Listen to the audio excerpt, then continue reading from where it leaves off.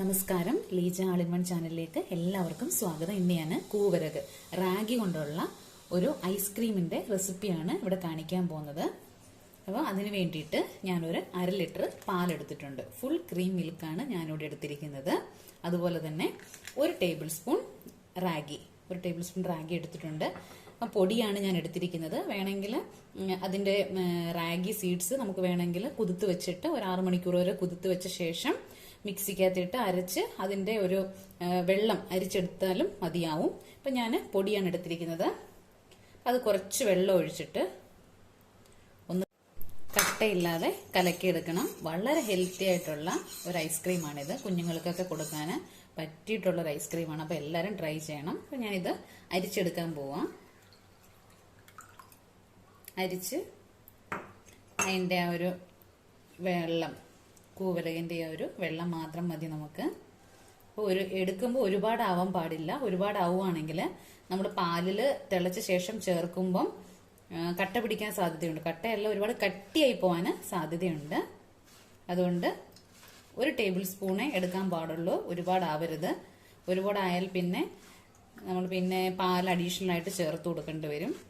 അതുകൊണ്ട് 1 table spoon മാത്രമേ എടുക്കാൻ പാടുള്ളൂ. അപ്പം ഞാൻ അരിച്ചെടുത്തിട്ടുണ്ട്. ഇവിടെ ഇത്രയും മതിയാവും.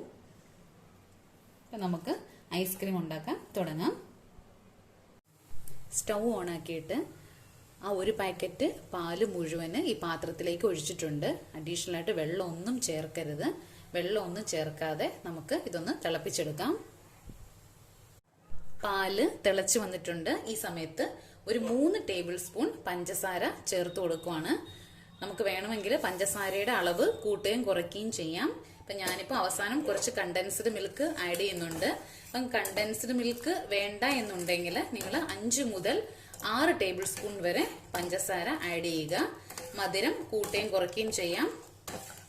അപ്പം ഇത് ഒരു 5 മിനിറ്റ് ഇങ്ങനെ കിടന്ന് വറ്റണം. നമ്മൾ എത്ര വെള്ളം ഒഴിച്ചില്ലെങ്കിൽ പോലും പാലിനകത്ത് അല്പം വെള്ളത്തിന്റെ അംശം കാണും. അപ്പം ആ വെള്ളത്തിന്റെ അംശം പൂർണ്ണമായിട്ട് വറ്റണം. അപ്പം നമുക്കൊരു ചെറിയ, തീരെ കുറച്ചല്ല, ഒരു മീഡിയത്തെക്കാളും ഒരല്പം കുറച്ച് ഫ്ലെയിമിൽ നമുക്കൊരു 5 മിനിറ്റ് വറ്റിച്ചെടുക്കാം. 5 മിനിറ്റ് ആയിട്ടുണ്ട്. ചെറുതായിട്ടൊന്ന് കുറുകി വന്നിട്ടുണ്ട്. അപ്പം നേരത്തെ നമ്മൾ തയ്യാറാക്കി വെച്ചിരുന്ന കൂവരകിന്റെ ആ ജ്യൂസ് ഇതിനകത്തോട്ട് ചേർത്ത് കൊടുക്കാം.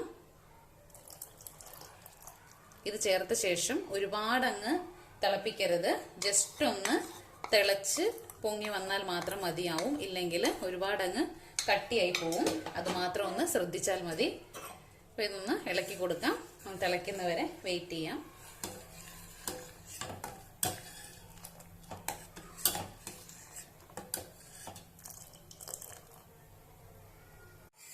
നന്നായിട്ട് തിളച്ച് വന്നിട്ടുണ്ട്. ഈ ഒരു പരുവത്തില് നമുക്ക് ഓഫ് ചെയ്ത് കൊടുക്കാം. തണുത്ത ശേഷം മിക്സിയിൽ അടിച്ചെടുക്കണം. അപ്പൊ തണുക്കുന്നവർ വെയിറ്റ് ചെയ്യണം. ചെറിയ കട്ടകളൊക്കെ ഉണ്ട്. അത് നമ്മൾ തണുത്ത ശേഷം മിക്സിയിൽ അടിക്കുമ്പം അതെല്ലാം അങ്ങ് ഫൈനായിട്ട് ഇതിനകത്തോട്ട് ചേർന്നോളും. അപ്പോൾ ഞാനിപ്പം സ്റ്റൗ ഓഫ് ചെയ്ത് കൊടുക്കുവാണ്. നന്നായിട്ട് തിളച്ചിട്ടുണ്ട്. ഈ ഒരു പരുവത്തിൽ തന്നെ ഓഫ് ചെയ്ത് കൊടുക്കണം. ഒരുപാട് സമയം വെക്കേണ്ട ആവശ്യമില്ല. ജസ്റ്റ് 1 മിനിറ്റ് ഒന്ന് തിളച്ചാൽ മാത്രം മതിയാവും. ഞാനിപ്പം ഓഫ് ചെയ്ത് കൊടുക്കുവാണ്. തണുക്കുന്നത് വരെ ഒന്ന് വെയിറ്റ് ചെയ്യാം. നന്നായിട്ട് തണുത്തിട്ടുണ്ട്. ഇതിപ്പോ നമുക്കൊരു മിക്സിയുടെ ജാറിനകത്തേക്ക് മാറ്റാം.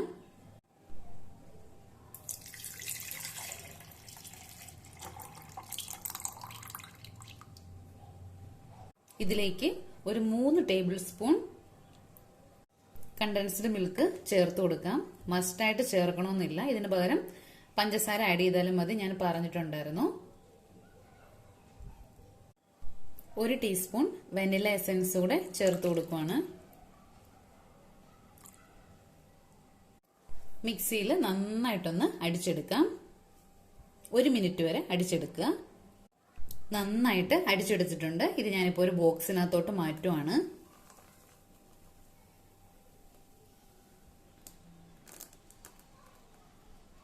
ഇതിന് ശേഷം ഇത് അടച്ച് ഒരു 2 മണിക്കൂർ നമുക്ക് ഫ്രീസറിൽ വെക്കാം.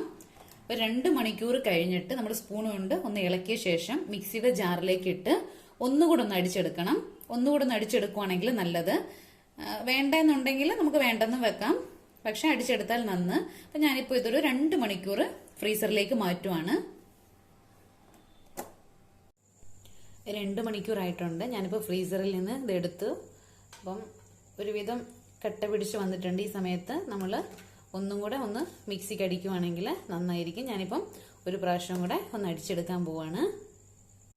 അടിച്ചെടുത്തിട്ടുണ്ട്. ഇങ്ങനെ അടിച്ചെടുത്താൽ മാത്രമേ നമ്മുടെ ഐസ്ക്രീം നല്ല ക്രീമിയും നല്ല സോഫ്റ്റ് ആയിട്ട് ഇരിക്കത്തുള്ളൂ.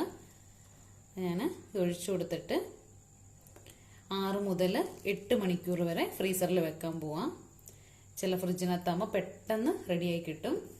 പുതിയ ഫ്രിഡ്ജൊക്കെ ആണെങ്കിൽ പെട്ടെന്ന് റെഡിയായി കിട്ടും. കുറച്ച് പഴയ ഫ്രിഡ്ജൊക്കെ ആണെങ്കിൽ 8 മുതൽ 10 മണിക്കൂറൊക്കെ പിടിക്കും ചിലപ്പം. അപ്പം എന്തായാലും ഞാൻ ഇത് ഫ്രീസറിലേക്ക് മാറ്റുവാണ്. അപ്പം റെഡിയാവുന്നവരൊന്ന് വെയിറ്റ് ചെയ്യാം. ഐസ്ക്രീം ഇവിടെ സെറ്റായിട്ടുണ്ട്. ഓവർനൈറ്റ് മുഴുവൻ വെച്ചു. അപ്പോൾ നല്ല രീതിയിൽ സെറ്റായിട്ട് വന്നിട്ടുണ്ട്. അപ്പം എല്ലാവരും ഒരു പ്രാവശ്യം ഇതുപോലെ ഒന്ന് തയ്യാറാക്കി നോക്കണം. റാഗി കൊണ്ടുള്ളതാണ്. ഇത് നല്ല രീതിയിലാണ് വന്നേക്കുന്നത്. വളരെ ഹെൽത്തി ആയിട്ടുള്ളൊരു ഐസ്ക്രീമാണ്. അപ്പോൾ കുട്ടികൾക്കൊക്കെ ഉണ്ടാക്കി കൊടുക്കണം.